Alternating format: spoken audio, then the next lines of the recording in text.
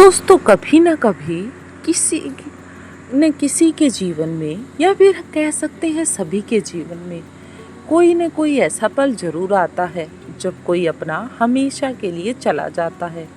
कभी किसी अपने को आपने खोया है। ऐसा नहीं है कि वो किसी और के पास चला गया है, बल्कि ऐसा जो अब दुनिया में ही नहीं रहा। उसके मैसेज नहीं आते, उसकी कॉल की रिंगट्यून अब सिर्फ यादों में बजती है और उसकी हंसी बस दिमाग में गूंजती है। आज की ये कहानी उस खामोशी के दर्द की है जिसे कोई शब्द पूरी तरह बयान नहीं कर सकता। इसी पर बेस्ड है ये एक छोटी सी स्टोरी, आर्या और विवेक की स्टोरी। आर्या और विवेक बचपन के दोस्त थे और फिर धीरे धीरे एक दूसरे की दुनिया बन गई। वो साथ में कॉलेज गए, साथ ख्वाब देखे और साथ जीना सीखा। विवेक को किताबें पसंद थी और आर्या को चुपचाप उसके पास बैठकर उसे पढ़ते देखना। उनका रिश्ता किसी नाम का मोहताज नहीं था, बस एक मौन था जिसमें दोनों सब समझते थे। फिर एक दिन एक एक्सीडेंट हुआ। एक ऐसा फोन कॉल आया जो किसी की जिंदगी को आधा नहीं पूरा तोड़ देता है कि विवेक नहीं रहा। आर्या का बस इतना सुनते ही दौड़ती हुई हॉस्पिटल पहुंची। वहां उसका दोस्त, उसकी सांसें, उसका घर एक सफेद चादर के नीचे सो रहे थे। वो चीखना चाहती थी, उठो, देखो मैं आई हूँ, चलो चलते हैं तुम्हारी लाइब्रेरी। लेकिन विवेक कभी नहीं उठा। उस रात आर्या ने कोई आंसू नहीं बहाए, बस एक टक उसे देखती रही। दोस्तों, जब कोई अपना चला जाता है ना, तो रोने की शक्ति भी मर जाती है। अब अगर हम इसका साइकोलॉजिकल एनालिसिस करें तो इसके लिए हम डैनियल फेज का यूज कर सकते हैं। डैनियल फेज होता है कि हम उस चीज को रिजेक्ट कर दें कि ये हो नहीं सकता। पहला स्टेज ग्रीफ का होता है, यानी कि इनकार। आर्या को पहले कई दिनों तक यकीन ही नहीं हुआ। उसके दिमाग में विवेक की आवाज गूंजती रही। सेकेंड जो पॉइंट है वो है डिसोसिएशन। मानव मन में ट्रॉमा में खुद को बचाने के लिए डिस्कनेक्ट करने लगता है। आर्या हंसने लगी थी, लेकिन वो हंसी होलो थी, यानी कि खोखली थी। ये एक डिफेंस मैकेनिज्म था जिसे कहते हैं इमोशनल नंबिंग। थर्ड पॉइंट है मेमोरीज एज ट्रिगर्स। हर चीज, किताबों की महक, पुरानी मैसेज, गिफ्ट्स और दिमाग को एक ट्रिगर देते हैं। जैसे ही कोई गंध या गाना आता, आर्या की सांसें टूट जाती। ये होता है ट्रॉमा रिकॉल। और फोर्थ पॉइंट है साइलेंट ग्रीफ, छुपा हुआ शोक। दुनिया आगे बढ़ जाती है, लेकिन जिसको खोया वो वहीं अटका रहता है। आर्या रोज सबके सामने मुस्कुराती, लेकिन रात को तकिए में भीगते आंसू होते थे। एक दिन आर्या विवेक की पुरानी डायरी पढ़ रही थी।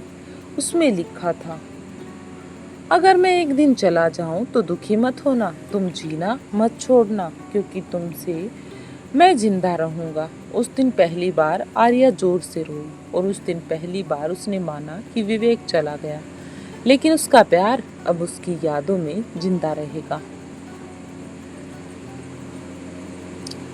अब उसे जरूरत थी साइकोलॉजिकल हीलिंग की। वो क्या करे जब कोई अपना चला जाए? सबसे पहले है ग्रीफ को दबाओ मत, महसूस करो। भावनाएं जितनी बाहर आएंगी उतना ही दिमाग हल्का होगा। सेकंड पॉइंट है जर्नलिंग को या लेटर लिखो। उस इंसान को जब आप कह नहीं सकते तो लिखिए, दिमाग को क्लोजर की राहत मिलती है। थर्ड है रूटीन में लौटो धीरे धीरे। रोजमर्रा की चीजें ब्रेन को स्टेबिलिटी देती हैं। और फोर्थ पॉइंट है थेरेपी या सपोर्ट ग्रुप ज्वाइन करो। कभी कभी किसी अजनबी से बात करना भी सबसे सच्चा सहारा होता है। दोस्तों, जीवन में किसी अपने को खोना ऐसा है जैसे आपका दिल तोड़कर उसमें एक स्थायी खाली जगह छोड़ दी गई। लेकिन उस खाली जगह को हम यादों से, दुआओं से और प्यार की रोशनी से भर सकते हैं, क्योंकि जो लोग चले जाते हैं वो खत्म नहीं होते, वो बस हमारे भीतर रह जाते हैं हमेशा के लिए।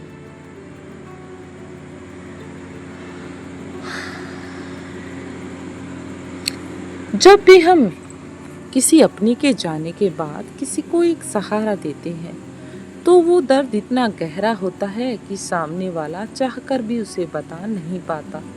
हमारा दिमाग, आदत, दिनचर्या और भविष्य की कल्पनाएं उस इंसान के साथ जुड़ जाती हैं और जब वो इंसान चला जाता है तो हमारे ब्रेन में एक इमोशनल वैक्यूम बन जाता है जो दर्द और खालीपन का कारण बनता है। अब इसके लिए हम कुछ साइकोलॉजिकल टेक्निक का भी यूज कर सकते हैं। फर्स्ट टेक्निक तो वही है जिसका मैं पहले भी जिक्र कर चुकी हूँ। ग्रीफ को फील करने दो। रोना कमजोरी नहीं, इलाज है। जो लोग खुद को रोने नहीं देते उनका दुख अंदर ही अंदर जहर बनता है। मनोवैज्ञानिक कहते हैं कि रोने से स्ट्रेस हार्मोन बाहर निकलते हैं, इससे नर्वस सिस्टम काम होता है। जर्नल में लिखो, आज तुम्हारी बहुत याद आई, क्योंकि फीलिंग को बाहर आने दो। सेकंड पॉइंट है एम्पैथी चेयर टेक्निक। जो अधूरा रह गया उसे पूरा करो। ये एक थेरेपी टूल है जिसमें आप एक खाली कुर्सी के सामने बैठकर उससे बातें करते हो जिसमें आप खो चुकी हो। तुम चले गई, लेकिन मैं तुमसे कहना चाहती हूँ कि तुम्हारी सबसे प्यारी बात ये थी। तुमसे जो नहीं कह सका वो है। ये टेक्निक सबकॉन्शियस गिल्ट और पेन को बाहर निकालती है। थर्ड टेक्निक है मेमोराइज एंड मिनिमाइज। यादों को दबाओ नहीं, जगह दो। गलती मत करो। खुद से ये ना कहो कि मुझे उसे भूल जाना चाहिए, बल्कि साइकोलॉजी कहती है transform the pain into love. ये एक मेमोरी बॉक्स बनाओ जिसमें उसकी तस्वीरें, कोई खत या कोई चीज़ रखो। कभी कभी वहाँ बैठकर 5 मिनट शांति से उसकी यादों में बैठो। ये ग्रीप को हेल्दी क्लोजर देता है। फोर्थ पॉइंट है रूटीन थेरेपी, यानी कि सबकॉन्शियस मेडिसिन।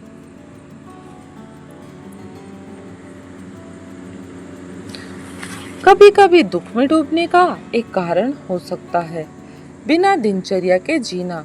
दिमाग को रोबोट करने के लिए सुबह उठने का फिक्स समय रखो। रोज थोड़ी देर वॉक पर जाओ और 15 मिनट का मेडिटेशन या ब्रीदिंग करो। मेमोरी को दबाने के लिए एक मेमोरी बॉक्स बनाओ जिसमें उसकी तस्वीरें, कार्ड, खत या कोई चीज रखी हो। कभी कभी वहां बैठकर 5 मिनट शांति से उसकी याद में बैठो। ये ग्रीप को हेल्दी क्लोजर देता है। फिफ्थ पॉइंट है इमेजरी रिस्क्रिप्टिंग, यानी कि याद बदलो नहीं मिटाओ। अगर बार बार वही पल मन में आता है तो उसे बार बार उसी रूप में करने की जगह नई एंडिंग सोचो। अगर वो होता तो आज क्या होता, उसकी हंसी होती तो कैसी लगती, वो मेरे फैसले पर क्या कहता। इससे दिमाग में ट्रॉमेटिक इमेज और कंफर्ट इमेज की ओर शिफ्ट करता है। सिक्स्थ पॉइंट है सपोर्ट ग्रुप या थेरेपिस्ट से बात करो। सोशल हीलिंग भी एक पावरफुल तरीका है। कोई ऐसा दोस्त, काउंसलर या सपोर्ट ग्रुप जिसमें आप खुलकर बात कर सको। साइकोलॉजी रूप से जब आप किसी को लॉस के बारे में बताती हो तो आपका दिमाग सेंस ऑफ रियलिटी से जुड़ता है और इसी को प्रोसेस कहते हैं, मीनिंग मेकिंग थ्रू एक्सप्रेशन। इसके अलावा आप एक बोनस पॉइंट भी यूज कर सकते हैं, जैसे कि आप अपने जीवन में ऊपर उठने के लिए डेली एफर्मेशन का यूज कर सकते हैं, जिन्हें आप मन को हर दिन हील करने के लिए जरूर सुने। हर दिन खुद से ये 3 बातें जरूर कहो। मैंने प्यार किया था और वो मेरी ताकत है। जिसे मैंने खोया वो मेरे दिल में जिंदा है। नंबर 3, मैं इस दर्द से गुजर रहा हूँ लेकिन मैं इसे जीत लूँगा। और लास्ट में सिर्फ एक बात याद रखें, किसी को खोना एक स्थायी बदलाव है, लेकिन उस दर्द को कैसे जिए ये हम चुन सकते हैं। गम कम नहीं होता, लेकिन इंसान मजबूत हो सकता है अपने सौम्य स्वभाव से। दोस्तों, ये थी आज की छोटी सी वीडियो।